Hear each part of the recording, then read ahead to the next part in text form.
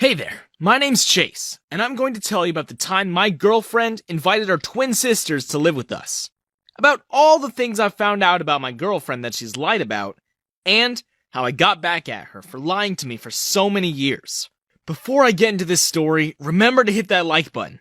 Your support means a lot, and helps this channel.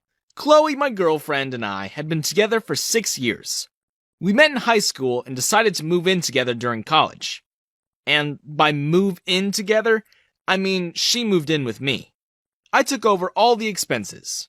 Chloe has a more rigorous college schedule than me, and didn't have time for a job. I was taking my time, cruising through my classes. I was aiming for 5 years, not 4, which allowed my schedule to be more lenient. I didn't mind, since Chloe was worth it. From what she told me, she was paying for college solely through student loans. When she would graduate, she would be sunk with debt. The least I could do was assist her with the basic necessities. One day, during our summer break, Chloe came up to me and asked if it was okay for her twin sister to move in with us. Just temporarily. She was traveling across the country to break away from their parents, and didn't have anywhere to stay. Her sister's name is Cora, and I've met her only a handful of times. Chloe and Cora haven't lived together since Chloe's junior year in high school, but they stay in touch. So I asked her how long Cora was going to be staying, and she replied with, "Until she's able to get back up on her feet." She didn't give me a definitive answer, but I suppose that was the best I was going to get.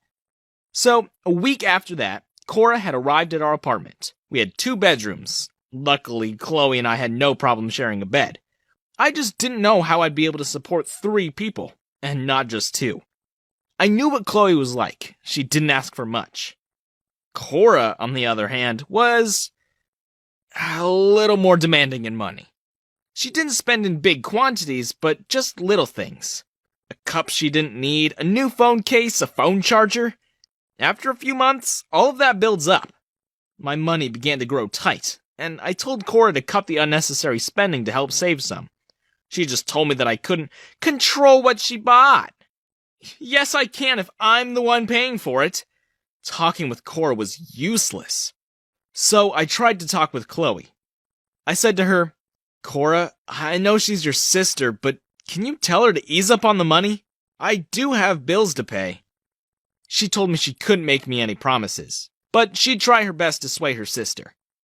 After that, I did notice a cut, but only by a small percentage. So by that time, I had 2 people depending on me for financial stability. I didn't mind helping Chloe, but Cora, I did mind, just a little bit. Chloe told me Cora would only stay temporarily, but she had no problem making herself at home and turning the guest bedroom into her own personal slob station. I even asked Cora straight up when she would move out or get a job. To that, she just shrugged and said, "I mean, I guess if I have to." Again, that wasn't an assuring answer. A whole month passed, and my funds were slowly being bled dry, mostly by Cora and the bills that I had to pay to sustain her living expenses. I couldn't spare any money for myself or for Chloe. I was so close to kicking her out of my apartment, but one day, she came up to me when Chloe was doing her college courses. She said, "Hey, my friend invited me to a party, and I have to bring someone as my date." I asked her why she couldn't just go by herself, and she replied with, "I'll look like a loser if I bring no one." I was like, "You can't ask anyone else? It's kinda disrespectful to ask your sister's boyfriend to be your date." She replied with, "I already told her, and she said it was fine." Okay, first off, why wouldn't Chloe tell me something like that?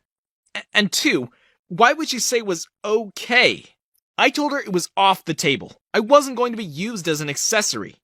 She then said, "I'll pay you $10,000 if you agree." And that just completely rocked my world.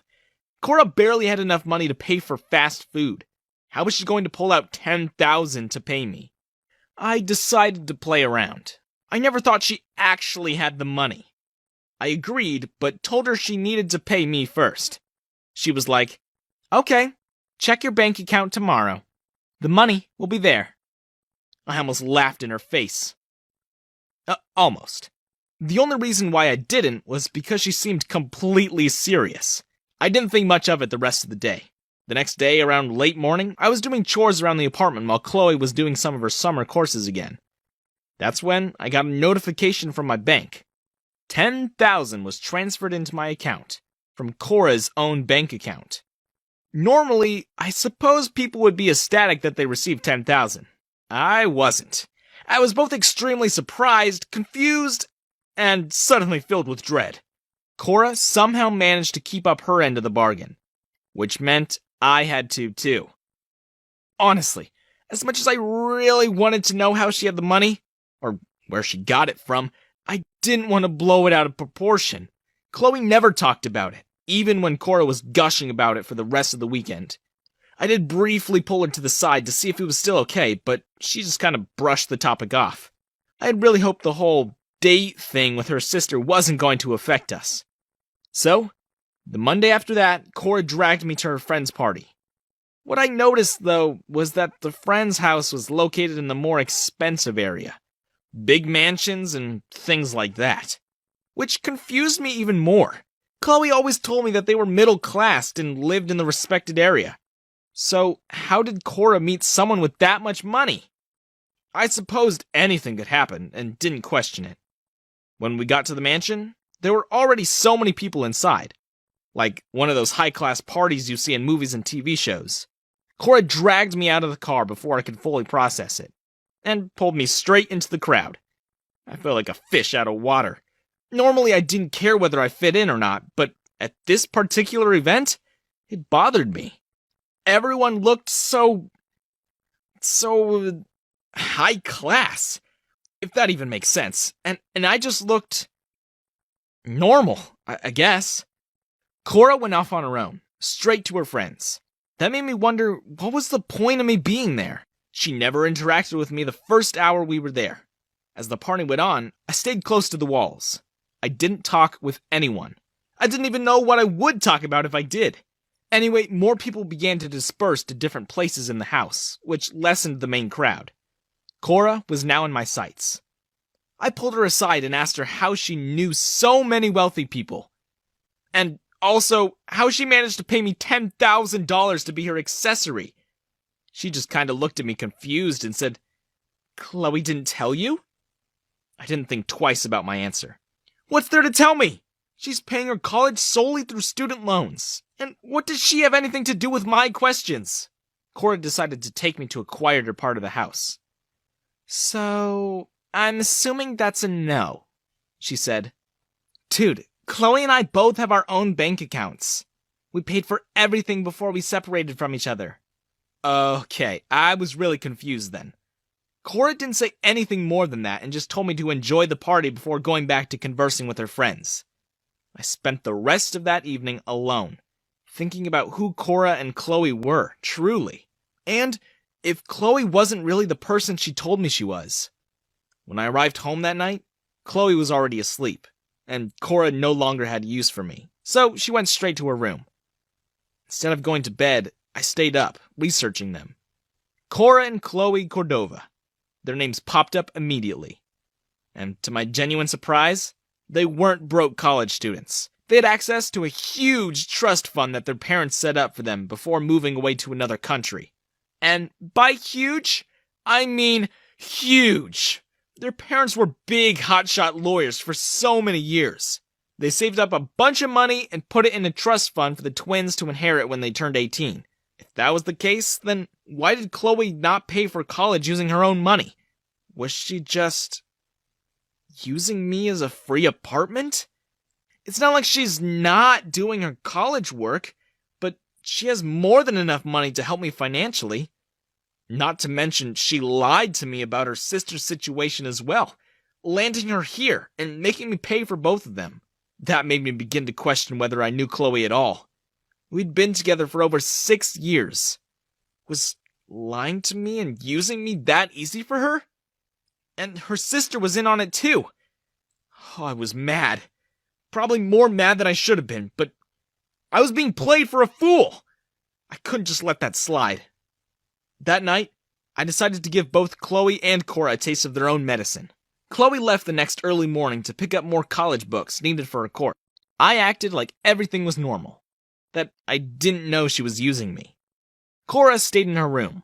When Chloe left, I scoured our shared room, looking through her closet, her drawers, everything that could hold a credit card. I eventually did find it, under the sole of one of her shoes. It was a black card, not a regular one, which made sense. Her credit score must have been amazing compared to her sister's. Sure, I didn't have permission to use it, but then again, she didn't get permission to use me for 6 years. So, it evens out. I went out on the town and bought everything I've ever wanted for myself. Things that I've wanted to buy, but couldn't to spare a penny for the rent. I don't even remember half of the things I bought. When I went back to the apartment, Chloe was home. She asked me what I was doing with all that stuff. I told her I'd bought it for myself. She didn't pay much attention to that and told me her credit card was missing. Again, she didn't know I knew about her little ploy. I just told her perhaps she lost it somewhere. Of course, she could have always called her bank and ordered a new one, but until then, I drained as much money as I could. At one point, Chloe asked me where I got the money, and if it was Cora who was giving it to me. I told her Cora had nothing to do with it. Still, she didn't believe me. The two of them got into a fight that night, a heated one. One didn't believe the other, thinking they were lying. The next day, Cora and her stuff was gone. I didn't feel bad. She was a leech, and so was Chloe. She asked me if I could pay off some of her books for college, but I just told her I didn't have the money. She told me I was a liar, and I just told her I was repaying her.